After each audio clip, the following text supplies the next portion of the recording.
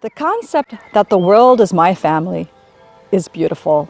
And in this sentence, we already have all the ingredients we need to answer the question, what modern strategies can reduce conflict between nations and increase cooperation? As a professor for international relations, I teach cooperation theory, and there are three main elements. First, cooperation is easier in groups where one knows each other, when there's a smaller amount of actors. Second, the advantages of uncooperative behavior should only be slightly higher or the same than cooperative behavior. Third, the relations should be structured in such a way that the actors see each other or have a chance to be in contact with each other again and again and again. In this way, there is retaliation for uncooperative behavior. Now, in families and small communities, these conditions are usually just from nature already there. In families, you have a limited number of people, and the chances are very high that if you work together, you can achieve more than if you work alone. And there's also the chance of retaliation because you will be seeing each other again, again, and again. Now, these elements can be used or brought into the international level through international institutions and international organizations. They provide a forum in which states can work out their differences and in which they can structure it so that uncooperative behavior does not have the same advantages as cooperative behavior. You would actually gain more by cooperation. Well, what can the individual do on his or her level to establish peace from within so that he or she is like a walking peace entity instead of aggression, because the aggression of the individual will obviously transfer into the family, into the society? Okay, well, so my answer there is not really coming from my capacity as a professor, but on the individual level, I think we all have to see that we're all connected to each other. We are not isolated atoms. We are actually all part of an interlocking, interrelated unit. And we see this now with COVID, for example. Whether you believe in God or in the universe or whatever your idea is, to realize that we all have this element within us, right? We all have a God spark within us, and to see that in yourself and to see that in everybody that you come across, then you realize that we are unified, we are all together, and that these divisions, whether it is where you're from or what language you speak, these are just by happenstance, right? It could be that you were born in a small village in China, but by just happenstance you were born in Virginia. Why should that make you different?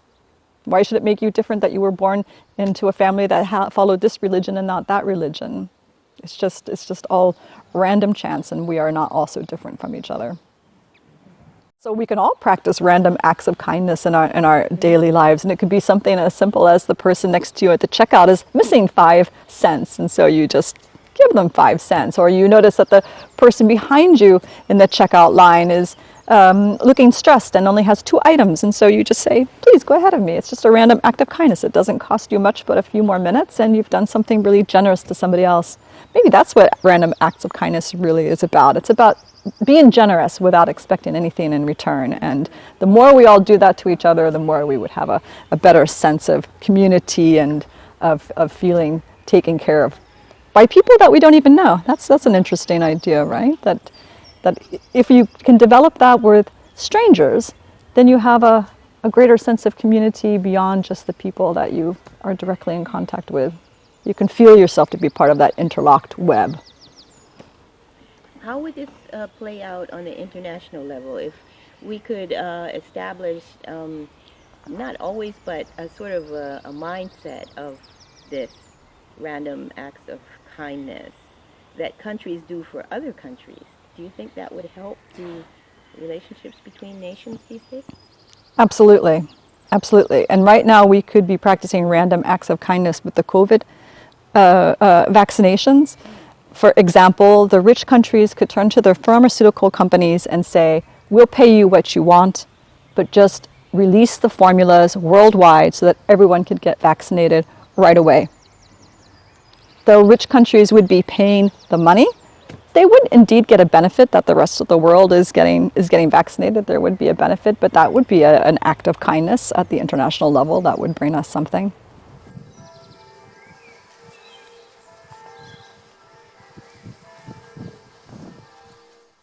So my name is Karen Smith-Stegen. I'm a professor of political science and I lead the International Relations, Politics and History program. And I'm going to talk today about how yoga can help bring the world together. So a lot of people don't know this, but I'm also a yoga teacher. I have not taught in a long time, but I have the training. And one idea that happened several years ago was International Yoga Day, sponsored by the UN. And world leaders did yoga, Obama did yoga, the UN did yoga, we did yoga here in the local park all together. And when one thinks about that, all at the same time, we were all doing the same thing.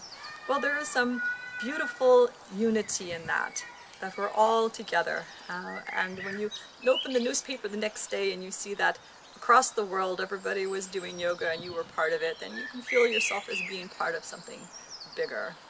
And this something bigger, how does that feel? The something bigger is that we're not divided by borders and by languages and by religions, but that we are all human.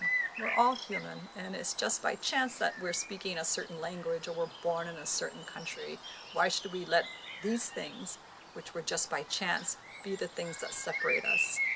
We should see the things that bring us together and that make us similar.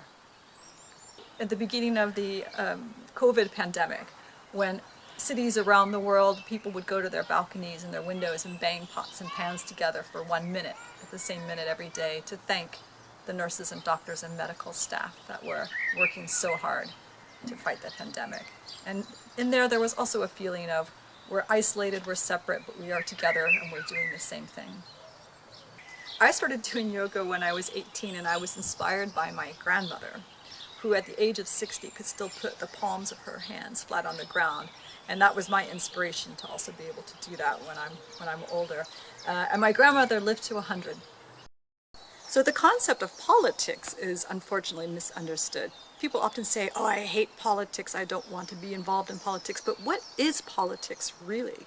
Politics is coming together and discussing in hopes or in the endeavor to achieve a consensual decision in which most people achieve some benefit. So it's actually this resolving of differences to achieve the best outcome. That's something we should all do every day in our own lives, and of course this is what politicians should be doing, but that's what politics really is. And that's based on the book In Defense of Politics, which was written by an English philosopher. So I teach international relations theory for the first year students, and I teach the mainstream international relations theories, which are realism, neorealism, and liberalism, which in modern form is neoliberalism. And the main difference is that realism believes that you cannot have a win-win outcome. Realism believes that what you gain, I lose. And so they see world security or security of one country as being if I am more secure, you are less secure. If I have more I'm only secure if I have more weaponry than you. So this is kind of the basis of realist thinking, which permeates the defense departments of many countries. On the other hand, you have liberalism, that's how it was known from Enlightenment thinking. And this was, in Enlightenment thinking was, well, we can think our ways out of this problem. And so we have thinkers like Immanuel Kant and others who have shown us how human cooperation is possible through interactions with each other. And so now we have these two theories, and it's neoliberalism and neorealism. And neoliberalism is the theory that says work through international institutions because they provide the three conditions that you need for international cooperation. Realists say, well, when push comes to shove, a country will always just say, I don't care what treaty I signed. But international institutions provide a place where countries can at least discuss their problems. When you have a problem, for example, with another country fishing in your fishing territory, there is a place where you can go and discuss it. And by discussing it, you can resolve it. You don't have to go to war over it. So these international institutions reduce the likelihood of war.